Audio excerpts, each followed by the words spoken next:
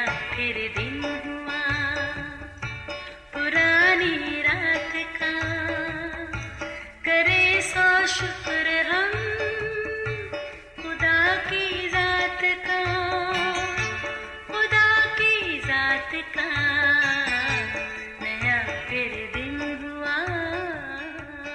आज की आयत। मैं अंगूर का दरख्त हूँ, तुम डालियाँ हो।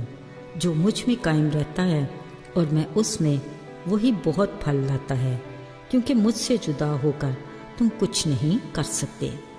यूहन्ना 15 बाब 5वीं आयत।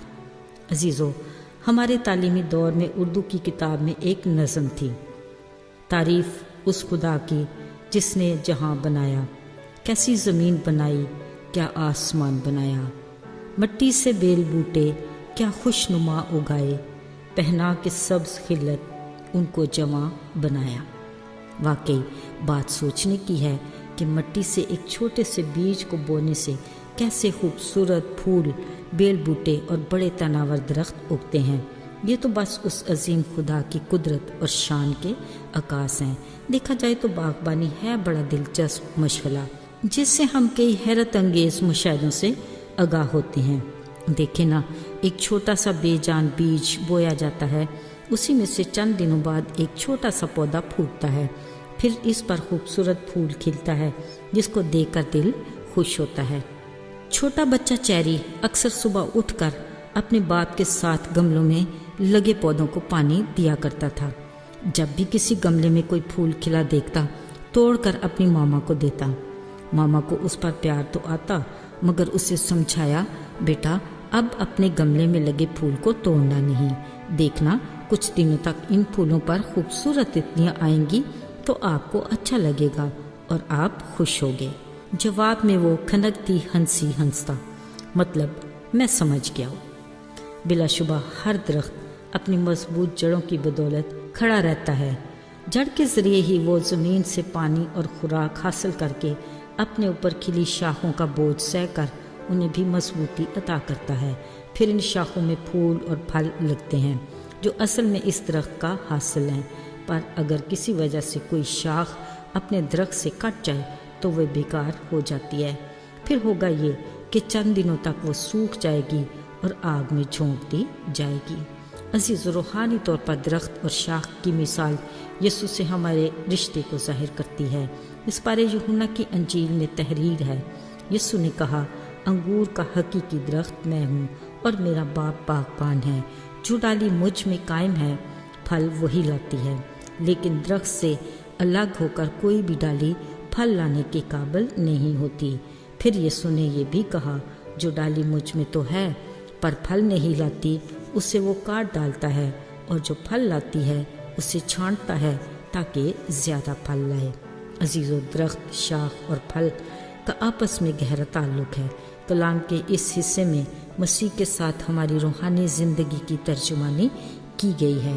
अगर हमारी रफ़ाकत मसीह के साथ मजबूती से कायम है तो हम उस शाख की मानद हैं जो दरख्त से जुड़ी है, तो ही हम फल ला सकते हैं। ये वो रूह का फल है जो मसीह की खूबियों को जाहिर करता है। खुदा चाहता है कि हम उसके साथ जुड़े रहें ताकि उसकी खूबियों को अपनी ज़िंदगी में जाहिर करके उसके नाम को जलाल दें। इसीलिए उसने कहा, मैं अंगूर का दरख्त हूँ, तुम डालियाँ हो। जो मुझ में कायम रहता है और मैं उसमें, वही बहुत फल लाता है। अजीज़ों, इस फल में मोहब्बत, खुशी, इत्मीनान, तहम्मुल, हिल्म, नेकी, मेहरबानी, ईमानदारी और परहेज़गारी है। खुदा चाहता है कि हमारे कामों, इखलाक और किरदार से उसकी ये तमाम खूबियाँ ज़ाहिर हों, जिससे न सिर्फ खुदा बाप के नाम को जलाल मिले, बल्कि हम दूसरों के लिए भी बाबरकत हों। खुदा का हमारी ज़िंदगी के लिए यही मकसद और मर्ज़ी है कि रूहानी तौर पर उससे जुड़े रहें। अजीज़ों, बाज़-औक़ात यूँ लगता है कि हम उसके साथ रफ़ाकत में तो हैं, मगर हमारी ज़िंदगी में उसकी कोई खूबी दिखाई नहीं देती।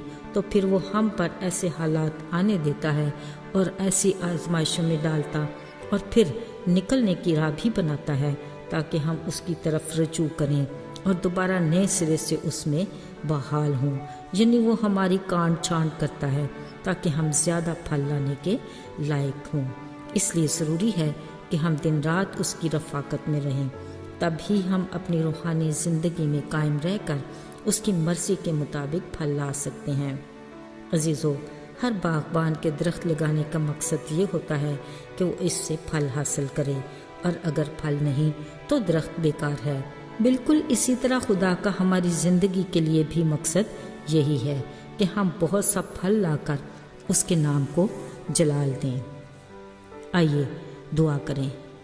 بحر و بار کے خالق و مالک، قادر مطلق خدا، ہم تیرے شکر گزار ہیں کہ ہماری کمزوریوں میں تو ہمارا زور ہے۔ توفیق عطا کر کے ہم تیرے رفاقت میں قائم رہیں، تاکہ تیری مرضی کے مطابق بہت سا پھل لا کر تیرے نام کو جلال دینے اور بہت سوں کے لیے برکت کا باعث بنیں۔ یسوع کے مبارک نام میں آمین۔